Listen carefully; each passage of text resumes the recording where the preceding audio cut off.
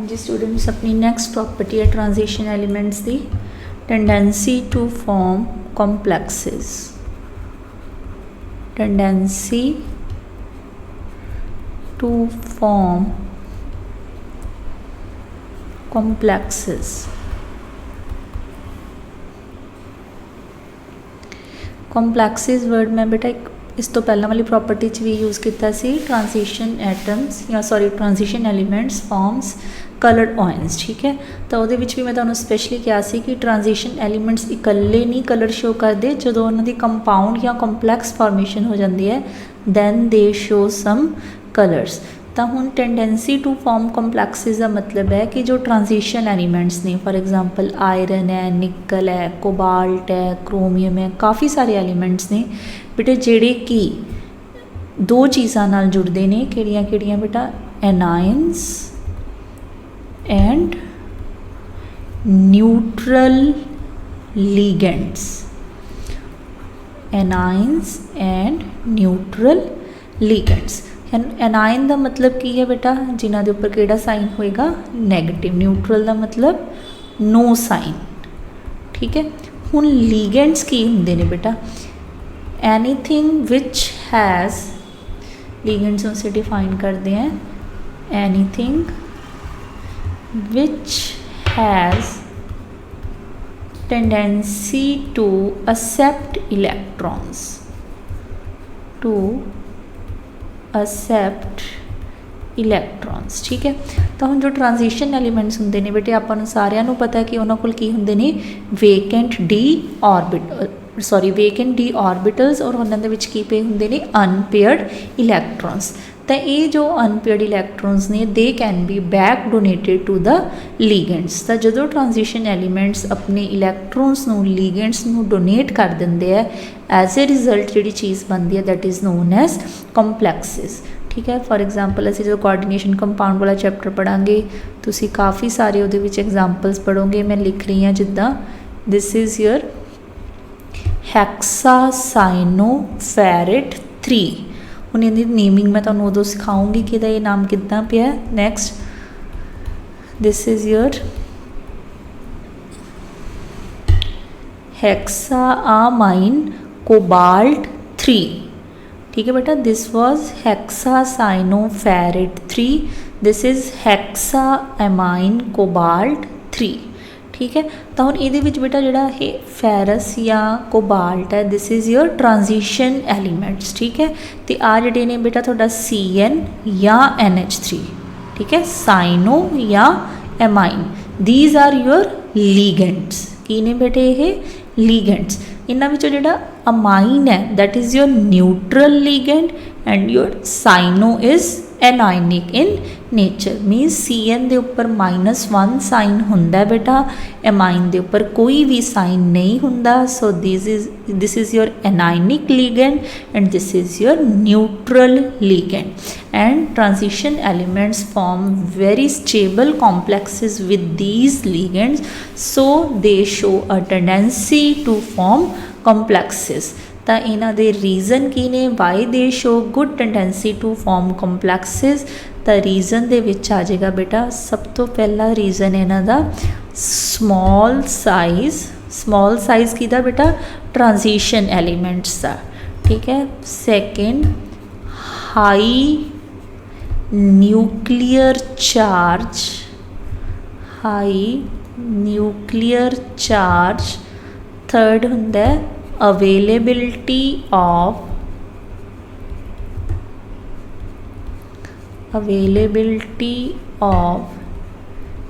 vacant d orbitals। Sorry बेटा एक minute, इत्थे जो वर्ड है ना एक्सेप्ट, इसकी जगह तुसीं इत्थे वर्ड करो donate, not accept, donate. Because transition elements को वेकेंट डी ऑर्बिटल्स ने। हाँ जी, इन्हां वेकेंट डी ऑर्बिटल्स दे विच लीगेंड्स अपने इलैक्ट्रॉन डोनेट कर सकते हैं। हाँ जी ठीक है। तो ये 3 रीजन से बेटा टेंडेंसी टू फॉर्म कंपलैक्सिस। जे मान लो तुहानूं पेपर दे विच क्वेश्चन आ जाता है why transition elements show good tendency to form complexes, तो तुसीं लिख देना because of their small size, because of high nuclear charge and because of availability of vacant d orbitals in which they can accept electrons from ligands। ठीक है, तो आ main 3 points ने जिन्ना करके जो ट्रांजिशन एलिमेंट्स ने they show good tendency to form complexes. Next your general property is for tendency to act good catalyst. Tendency to act as catalyst. हाँ जी, जो नेक्स्ट प्रॉपर्टी है ट्रांजिशन एलिमेंट्स दी, they show a good tendency, they show a good tendency to act as catalyst. ठीक है, हुण जो transition elements ने उन्होंने विच होर वधिया फीचर है कि they can act as catalyst. For example अपना आयरन है बेटा, मॉलीब्डेनम है, ठीक है, your platinum, platinum, nickel, vanadium, all these are transition elements, ferrous, molybdenum, platinum, palladium, nickel and vanadium. They act as catalysts in various activities, in various activities, or you can say in various chemical reactions। ठीक है, for example अगर असी iron और मॉलीब्डेनम का mixture लीए बेटा, तो यह एक्ट करता है catalyst in Haber's process. Haber's process असी यूज़ करते हैं for the formation of ammonia. Similarly जो प्लैटिनम है, प्लैडियम है तो निकल है, these are use as catalyst for hydrogenation reactions. ठीक है, मीनस जो असी किसी दे विच हाइड्रोजन ऐड करनी होवे तो तीनों catalyst platinum, palladium and nickel use किए जाते हैं। And vanadium penta oxide is used in contact process. Contact process असी यूज़ करते हैं बेटा for the formation of sulphuric acid. ठीक है, हैबर प्रोसैस असी यूज़ की सी बेटा for the formation of nitric acid, sorry बेटा for the formation of your ammonia. ठीक है, कॉन्टैक्ट प्रोसैस साडी यूज़ होंदी है for the preparation of sulphuric acid. ठीक है, तो इट मीनस जो ट्रांजिशन एलीमेंट्स ने they can act as good catalyst. ठीक है, हुण इन्हां दे विच इहो जिहा किहड़ा फीचर है बेटा जिस करके ये गुड कैटलिस्ट एक्ट करते हैं। सो फर्स्ट रीज़न है they act as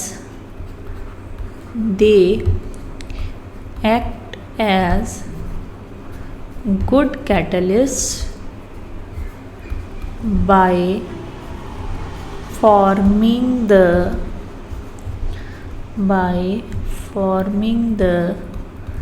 reaction intermediates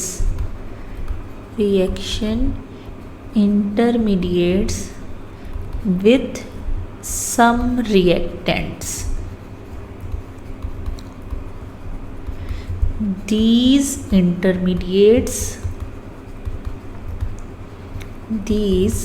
intermediates have lower activation energy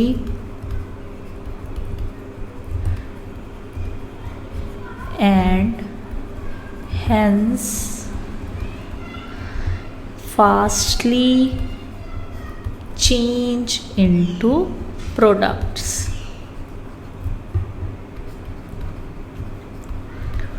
देखो ਇਹਦਾ ਕੀ मतलब है बेटा, ਆਪਾਂ कैमिकल काइनेटिक्स वाले चैप्टर ਦੇ ਵਿੱਚ ਇੱਕ टॉपिक पढ़िया ਸੀਗਾ कि किसी भी रिएक्शन ਨੂੰ ਹੋਣ ਲਈ, ठीक है, किसी भी रिएक्शन होने लिए बेटा ਉਹਦੇ ਕੋਲ एक मिनिमम एनर्जी का होना जरूरी है। ठीक है, मान लो आप कह रहे सी कि रिएक्टेंट्स ने प्रोडक्ट्स के विच बदलना। ठीक है, तो जब तक रिएक्टेंट्स कोल इन्नी एनर्जी नहीं आएगी, रिएक्टेंट्स के कोल इन्नी एनर्जी नहीं आएगी बेटा, this is called your activation energy. तो जिहड़े तुहाडे रिएक्टेंट्स ने वो प्रोडक्ट्स दे विच चेंज नहीं हो सकते। हुण जिहड़े ये ट्रांजिशन एलीमेंट्स ने, मान लो बेटा जो असी ट्रांजिशन एलीमेंट जिहड़ा कि कैटलिस्ट एक्ट कर रहा है, असी उसनूं रिएक्शन मिक्सचर दे विच पाता, तो जिहड़ा वो ट्रांजिशन एलीमेंट है वो रिएक्टेंट नाल कंबाइन करके इस रिएक्शन लई एक होर पाथ सुजैसट करेगा, लाइक दिस। तो देखो हुण इहदी एक्टिवेशन एनर्जी कितनी रह गई बेटा, ओनली दिस वन। तो इस करके क्योंकि इन्हें इसकी एक्टिवेशन एनर्जी नू डिक्रीज करता, ये जो रिएक्टेंट सी वो जल्दी किस विच चेंज हो जाएंगे, प्रोडक्ट्स दे विच। इस करके असी कह सकते हैं कि transition elements acts as good catalyst. एक तो फर्स्ट रीजन तो यही है, by formation of reaction intermediates which have lower activation energy and hence fastly change into the products. Second reason है जो तुहाडा बेटा जिस करके ट्रांजिशन एलीमेंट्स एक्ट करते हैं as good catalyst, second reason की है, they provide a large surface area, they provide a large surface area to the reactants which are get absorbed on the surface of transition elements and ultimately change into products। Second reason की है बेटा, surface chemistry जो अपना 5th unit C वो अपने को बेटा एक टॉपिक सी एडजॉर्प्शन। एडजॉर्प्शन का मतलब होंदा है कि किसी चीज़ के सरफेस के उपर आके कोई होर चीज़ आके उपर बैठ के, ठीक है, तो उस तो बाद उन्होंने विच कुछ चेंजिज आंदियां ने जिहदे नाल रिएक्टेंट्स काहदे विच चेंज हो जाते हैं, प्रोडक्ट्स दे विच। तो सैकेंड रीजन है transition elements to act as good catalyst because they provide a large surface area to the reactants which are firstly adsorbed and then finally change into products. For example, if we want to change SO2 to SO3, sulfur dioxide to sulfur trioxide, usually we use vanadium pentaoxide। किहड़ा reactant sorry catalyst आप use करते हैं बेटे ये vanadium pentoxide. तो हम ये जो वनेडियम पेंटाऑक्साइड है बेटा, या असी ये reactant use sorry catalyst use करते होंगे प्लैटिनम। ठीक है, ये दोनों कैटलिस्ट ने, vanadium as well as platinum दोनों ही ट्रांजिशन एलीमेंट्स ने। ठीक है, हुण एक्चुअल दे विच हुंदा की है, दी जिहड़ा सरफेस है, मान लो कि ये प्लैटिनम है या तुहाडा वनेडियम है, कुछ भी है, ये इहदे मॉलीक्यूल्स ने। ठीक है, तो असी जदों SO2 नूं SO3 दे विच चेंज करना है तो रिएक्शन काहदे विच होएगी, SO2 + O2। ठीक है, तो अल्टीमेटली की बन जाएगा 2SO3 and here we will put 2। ठीक है, तो हुण साडे कोल रिएक्टेंट कौन कौन ने बेटा, सल्फर डाइऑक्साइड एंड ऑक्सीजन। तो ये तुहाडा की है कैटलिस्ट। मान लो कि यह प्लैटिनम है। ठीक है, तो हुण जिहड़ा इहदा आ सरफेस है इसनूं कहा जाता है सरफेस एरिया। तो सब तो पहला की हुंदा बेटा जिहड़ा SO2 मॉलीक्यूल है, SO2 मॉलीक्यूल का मान लो कि आ तुहाडा सल्फर है तो इहदे नाल 2 की लगियां हुईयां ने oxygen. This is your sulphur, oxygen and oxygen. Similarly तुहाडे कोल ऑक्सीजन दे मॉलीक्यूल्स ने, ठीक है, O डबल बॉन्ड O। तो ये दोनों तुहाडे की हो गए रिएक्टेंट्स। तो ये इस दे सरफेस के उपर आके एडजॉर्ब हो जाते हैं।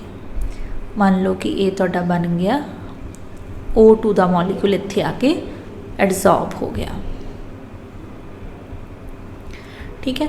नाल दी नाल जदों हुण ऑक्सीजन इत्थे आके एडजॉर्ब हो जाता है, इस सरफेस एरिया के उपर आके नैक्सट स्टैप दे विच की हो जाता है, ये जो तुहाडा मॉलीक्यूल सी ऑक्सीजन का, पहला देखो बेटा आ तां प्लैटिनम का सरफेस ही है जिहड़ा भी तुसीं ट्रांजिशन एलीमेंट लिता होया, ठीक है। ये जिहड़ा ऑक्सीजन है इस सरफेस ते एडजॉर्ब होने तो बाद चेंज हो जाता है ऑक्सीजन एटम्स दे विच। हुण ये ऑक्सीजन एटम बन गया बेटा, इत्थे की सीगा ऑक्सीजन का मॉलीक्यूल, ये सीगा तुहाडा ऑक्सीजन का मॉलीक्यूल, और इत्थे की बन गया ऑक्सीजन का एटम। जदों ही इत्थे एटम बन जाता है फिर ये वल कौन अप्रोच करता है, SO2, ठीक है। नाउ SO2 ये नेड़े आ गया बेटा, दिस इज़ योर SO2, तो इन्हां दे विच की हो जाएगी रिएक्शन। मान लो सेकेंड SO2 का मॉलीक्यूल इत्थे आ गया, ठीक है, तो ये नाल रिएक्शन हो सकती है। तो अल्टीमेटली SO2 प्लस O की बन जाएगा जो इन्हां दी रिएक्शनस होणगियां, this will be converted into SO3, ठीक है। इस तरीके नाल जो प्लैटिनम सी उसने रिएक्शन नू फास्ट होने किद्दां हैल्प की बेटा, क्योंकि उसने ऑक्सीजन का जो मॉलीक्यूल सी उसनू एटॉमिक फॉर्म दे विच चेंज होने लिए एक सरफेस एरिया प्रोवाइड किया। उस सरफेस एरिया के उपर जो ऑक्सीजन एटॉमिक फॉर्म दे विच कन्वर्ट हो गया तो सल्फर डाइऑक्साइड ने उसनू अप्रोच किया। अप्रोच करन तो बाद नाल दी नाल उन्हां दे विच रिएक्शन हुई and it got changed into sulphur trioxide. तो ये मेन दो रीजन ने बेटा जिस करके transition elements can act as good catalyst. Clear बेटा। नेक्स्ट प्रॉपर्टी है formation of interstitial compounds. Formation of interstitial compounds. सब तो पहला बेटा तुहानू मीनिंग पता होना चाहिए, what do you mean by interstitial compound. ये बारे में थोड़ा थोड़ी जी इन्फॉर्मेशन दी हुई है पहला, फिर भी देखो। मान लो कि कोई भी सॉलिड पार्टिकल है और उस दे एटम्स ने जिहड़े, क्योंकि सानू पता है सॉलिड्स के जो एटम्स ने वो बिल्कुल टाइटली एक दूसरे नाल अरेंज होंदे ने, ठीक है।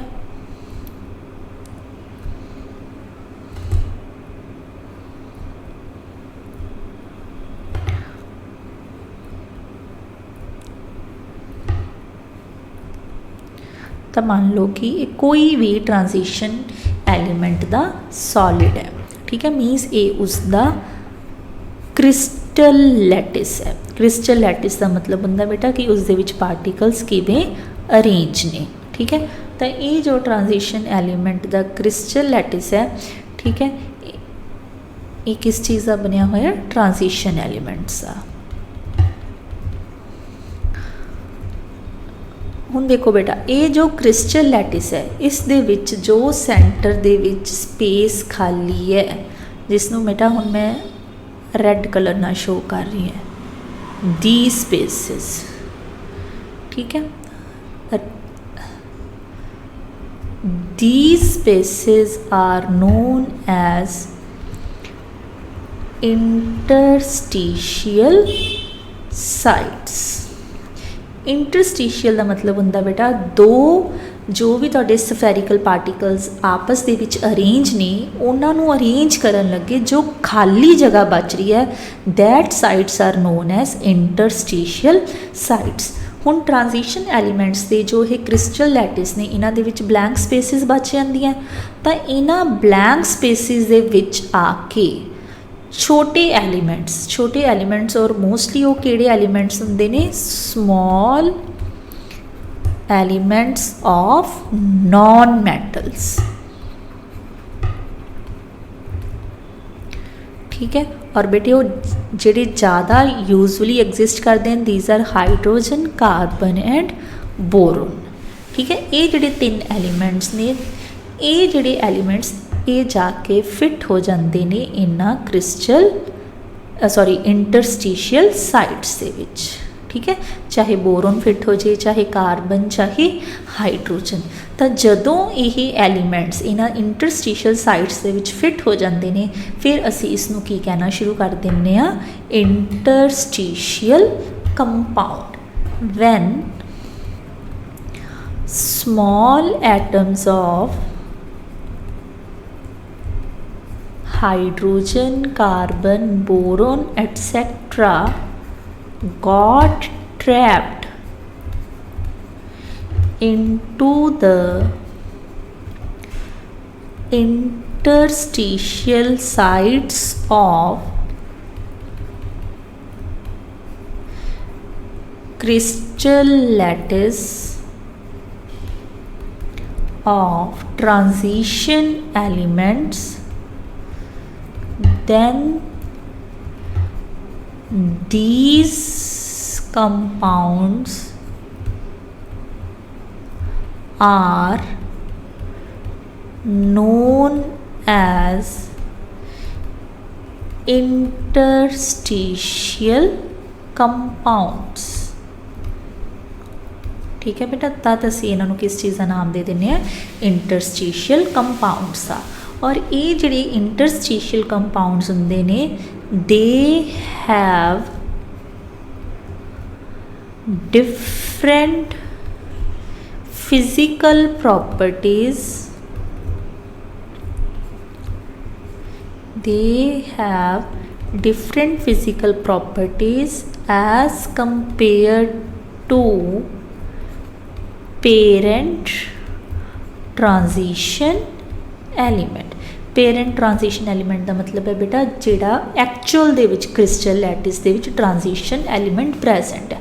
फॉर एग्जांपल कि जिहड़ा आपां उपर क्रिस्टल लैटिस बनाया, मान लो कि आ वाला उपर वाला if it is of iron, ठीक है, तो पेरेंट एलीमेंट किहड़ा इहदा आयरन। जदों इहदे विच नॉन मैटल्स एंट्रैप्ड हो गईयां तो जो बन गया उसनूं असीं कह रहे हैं interstitial compound.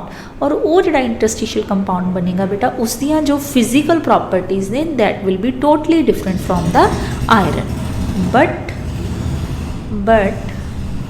have similar chemical properties, but उन्हां दियां जो chemical properties ने that are almost same। तो जिहड़ियां physical properties ने बेटा किहड़ियां डिफरेंट ने।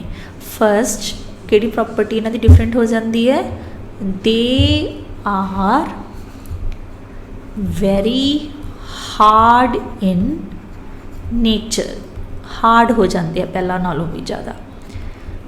सेकेंड प्रॉपर्टी है दे show high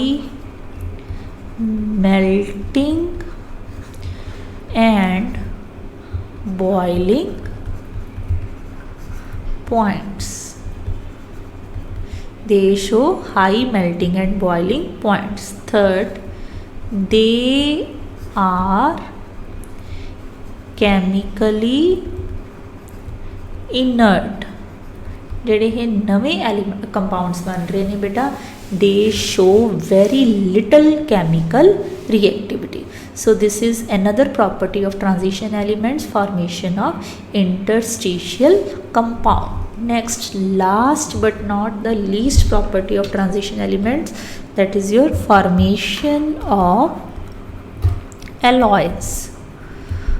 Formation of alloys। alloys बेटा जिसनों तुसी पंजाबी दे विच मिश्रित धात कहने हो। तो alloys हुंदियां की ने? alloys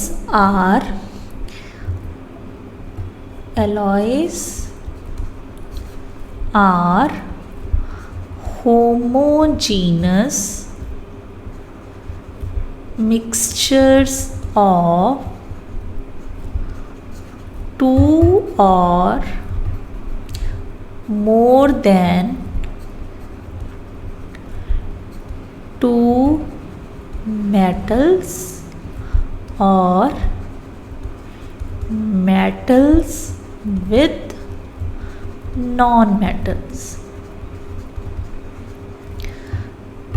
in solid or solution form। ठीक है, अलॉयज़ किनों आप कह दें बेटे जो दो या दो तो ज़्यादा मैटल्स या मैटल नॉन मैटल नाल मिल जाती है और मिलन तो बाद जिहड़ा उन्हां दा मिक्सचर है बेटा चाहे वो सॉलिड फॉर्म च एग्जिस्ट करता है चाहे सोल्यूशन फॉर्म च, इट इज़ कंप्लीटली होमोजीनस। सानू नहीं पता लगता कि उहदे विच कित्थे किहड़ी मैटल या नॉन मैटल असी मिक्स की हुई है। तो ट्रांजिशन एलीमेंट्स का एक खास फीचर है कि they show good tendency to form different alloys. For example जी अपनी स्टील है बेटा, जी आप स्टील यूज़ करते हैं घर के और स्टेनलैस स्टील, ठीक है। स्टेनलैस स्टील बेटा वो होंगी है जिहदे विच ज़्यादा चमक होंगी है, ठीक है, जो फोक्स वगैरह च यूज़ की जाती है। ये सारियां की ने अलॉयज़ ने, इन्हां दे विच असीं की मिक्स किया हुंदा है आयरन, क्रोमियम, कार्बन, ठीक है। तो हुण ट्रांजिशन एलीमेंट किहड़ी मतलब की क्राइटेरिया है कि दो या दो तो ज़्यादा मैटल्स या नॉन मैटल्स मिल के अलॉयज़ बनांदियां ने, ठीक है। तो they form alloys with other transition elements having difference in their atomic radii by 15%। मान लो कि एक ट्रांजिशन एलीमेंट का साइज़ है या रेडियस है बेटा 100 पिकोमीटर है, तो दूसरे का 85 या 115 होना चाहिए। मीन्स दे शुड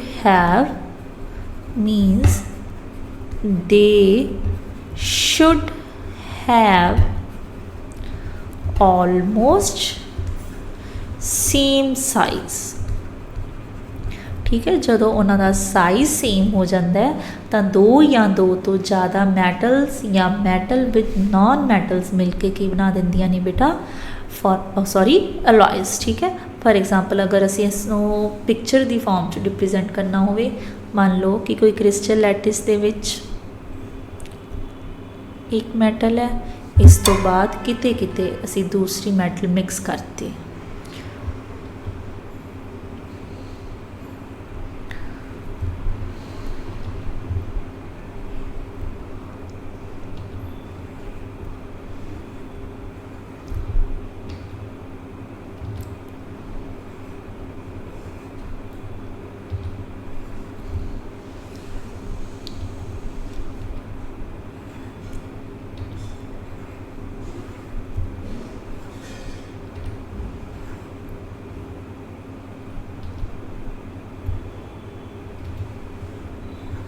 ठीक है बेटा।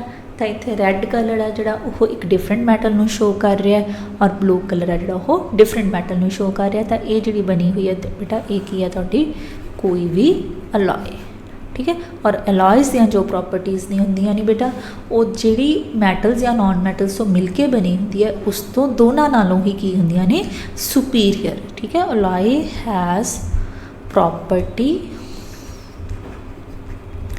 superior to combining metals और नॉन मेटल्स, ठीक है। मैटल या नॉन मैटल जिहड़ी चीज़ भी मिली हुई है बेटा इहदियां जो प्रॉपर्टीज़ होणगियां that will be superior to both of them, ठीक है बेटा।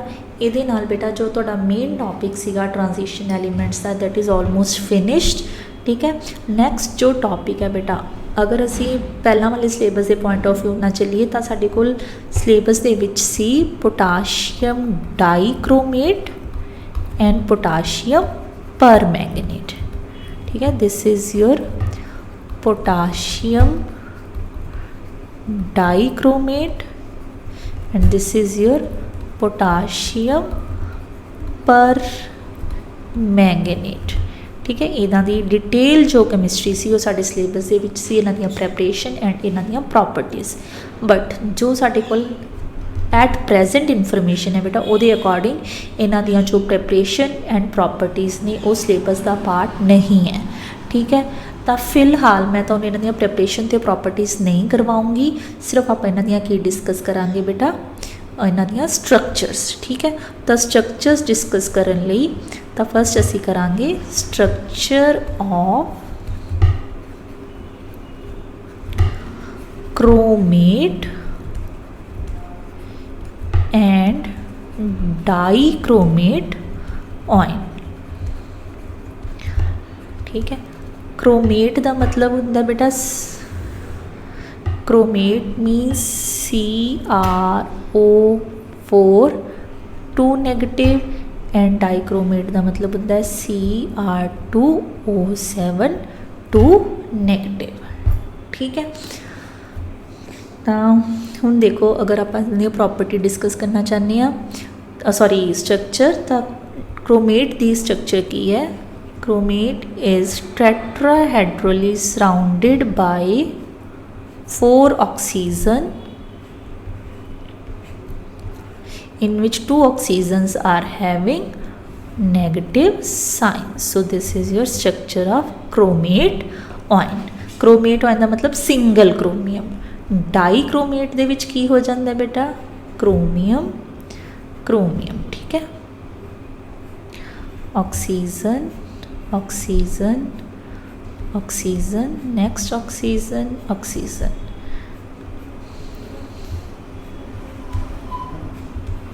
देख बेटा Cr2 1 2 3 4 5 6 7 O7 and 2 oxygens have negative sign. So this is the structure of dichromate ion.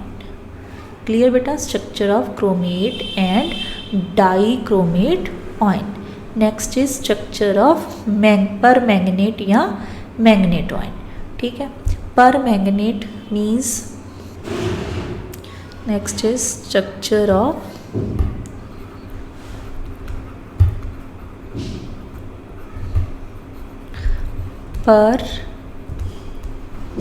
permanganate ion।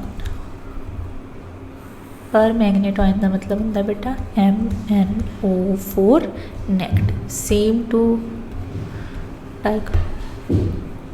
it is again tetrahedrally surrounded by 4 oxygens in which 1 oxygen has negative sign. So this is the structure of permanganate ion. I think बेटा थोड़ा ये complete हो गया था topic. Let me check कि कुछ pending का नहीं है।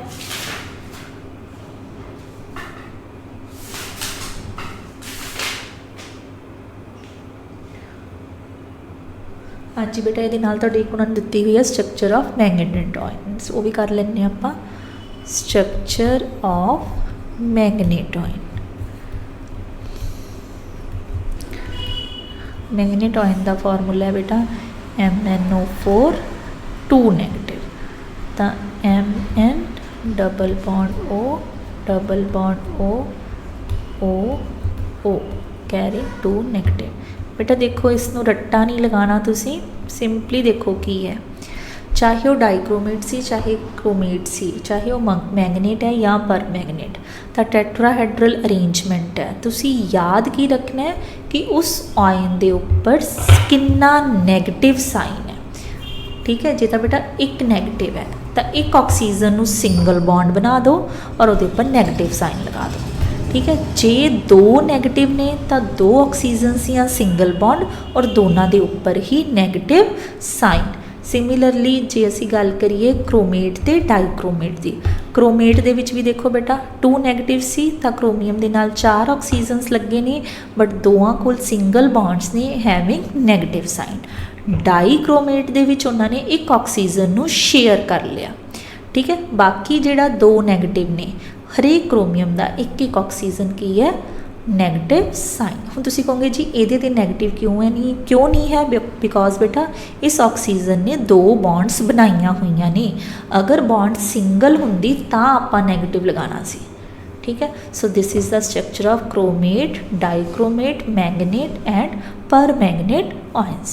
With this your transition elements are completed.